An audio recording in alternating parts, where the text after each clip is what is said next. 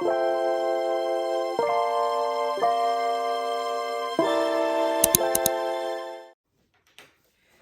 hello everyone, and thanks for tuning in, guys, and happy Monday. I hope this Monday finds you happy and healthy. And guys, I hope you had an awesome weekend. So guys, I am here with your mental health Mondays. So guys, if you are new here, thanks for coming out and checking out the videos. And for my ride or dies, guys, I really appreciate each and every one of you. I appreciate every comment you leave, and I am trying to get caught up with all the comments. But guys, I just want to say thank you and welcome to the new people. And if this is the type of videos you like, then continue to come back. On Mondays, I do Mental Health Mondays. On Wednesdays, I do Wind Down Wednesdays. I also do cooking, and I also do cleaning, reset videos, and I also do decor, home decor, and I also do tablescapes. So guys, let's jump right into the video for today. So guys, what I will be talking about today is the stigma, because there is a stigma behind mental health. And you may ask, what is a stigma? So guys, the stigma is a collection of negative attitudes and beliefs that can lead to discrimination and prejudice against people who have a mental health condition. So guys, we know that we may have someone that may be dealing with a mental health condition, and they may not know how to react, or they may not know exactly how to deal with telling people they have a mental illness. But one thing I want to say today, guys, I am so proud of all of the young people that come out and tell what they're going through and how they went through different things. And I'm so glad that a lot of them are not ashamed to say if they have anything going on. But guys, I just want to remind you, there is a stigma behind the mental health piece. Some people are embarrassed, some people are ashamed. And guys, some people feel like, if I have a mental health condition, how am I supposed to cope or do things? But guys, the main first thing is to go and seek help. So guys, what is a mental health stigma? It is a stigma in mental illness. It happens when someone has an unfair attitude or belief about a person with a mental challenge. Like I say, in my community, this is the reason why I talk about mental health, because in my community, I felt like that people weren't talking about it enough. And we have a lot of people dealing with it, and a lot of people are dealing with mental health like in silence. So that's why I come out and I want to talk about the mental health piece and tell people the importance of knowing if you have anything happening. So the first thing is, remember, no one is to blame if a person is affected with a mental condition. You're not to blame, I'm not to blame. We don't know exactly what happens, but people have mental health issues, like me. Like me, guys, the reason why I say that, because I do see a therapist every other week, and I had a lot of challenges. First, when my mom died, it brought up an issue, and then, like I always tell you guys, and then once I started going, it opened up, and I am able to talk and discuss a lot of things that had happened in my past that caused me to come up and bring up so many things. And that's why I talk about mental health, and I talk about the triggers and things like that. So guys, like I say, no one is to blame if someone has a mental illness. But family and friends can provide important emotional and practical support. So that's what I want to talk about today. Guys, if you know someone that is dealing with a mental illness in your family member or something like that, you can help them by just being there for them. But guys, sometimes caring for a family member or friend can be overwhelming, and it can be helpful to seek support from a support group or a counselor. That's why I tell you guys, the first thing is to try to make sure you're having an issue. Talk to your primary care physician, go to Better Health, or either seek help so that you can get your diagnosis, so that you get some help. So family and friends of someone living with a mental health condition often share similar experiences. People living with a mental health condition can be helped in many ways by family and friends.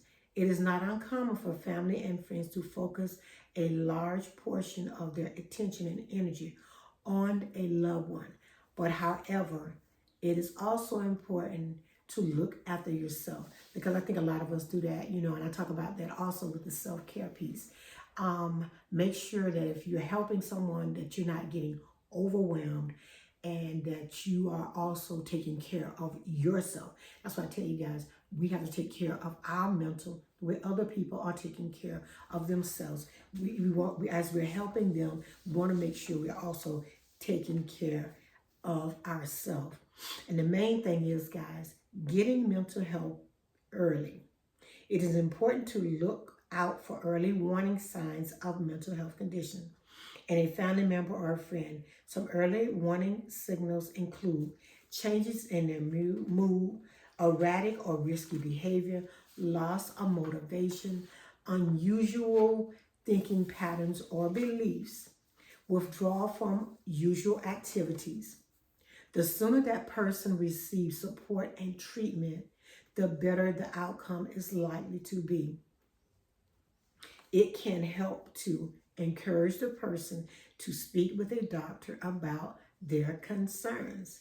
And also, guys, you can tell them to speak with your own doctor about your concerns and what options might be available if the person is reluctant to see a doctor.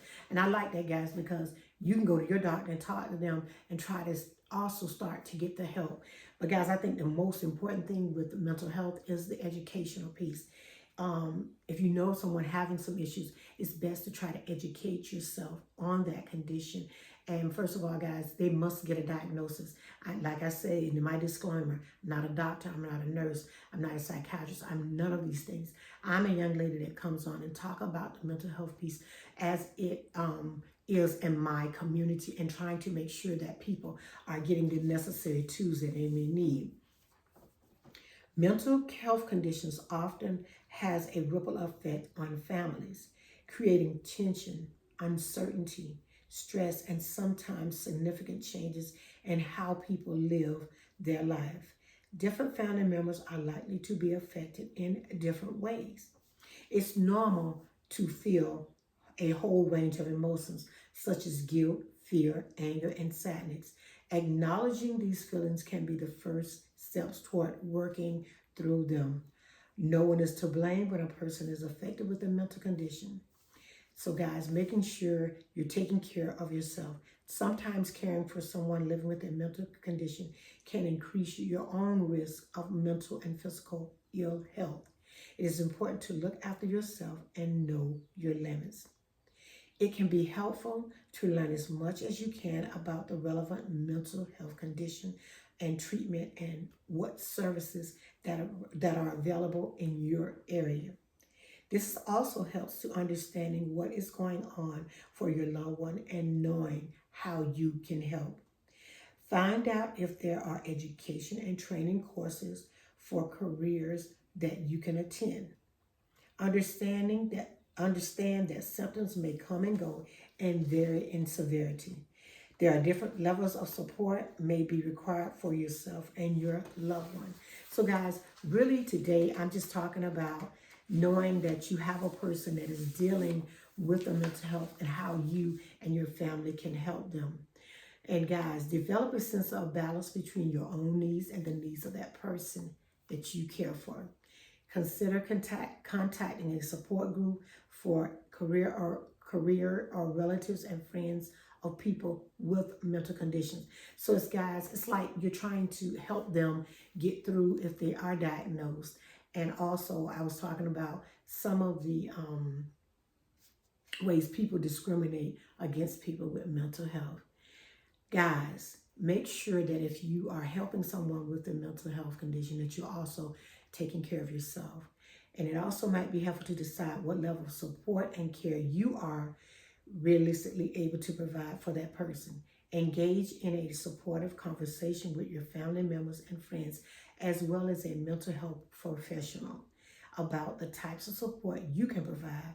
This can help you ensure that all types of support you are able to or unable to provide can be arranged in another way. So it's just letting you know, guys, that a person that may be dealing with a mental health condition might have all different types of support that you may be able to support them, and then other ways you may not be able to support them. That's why it's so important to make sure they're seeing a therapist or get their diagnosis and know exactly what is going on, so that if you are the one that's going to be the caregiver or the person that's helping them, you know your role and you don't overextend your role so that you start to have some issues that are coming on. So make sure you talk to the doctor, the case manager, and mental health profession about what types of professional supports that are available to help you and to help your family member. This might include options such as psychological therapies or counseling, peer support, respite rehabilitation programs, or other things that might be able be able to get the help for them. The main thing is structure can be an important part of developing and maintaining good self-care strategies, as well as supporting the recovery of people living with a mental health condition. So guys, that's what I wanted to talk about today. The knowing about the mental health piece and knowing how you can help someone. And also, guys, knowing that there are people who also have a stigma concerning mental health. So that's what I really wanted to talk about, guys. And it does relate to the mental health piece. So that's why I want to talk about it. But guys, I also want to remind you that mental health is real. We have a lot of people that are dealing with mental health.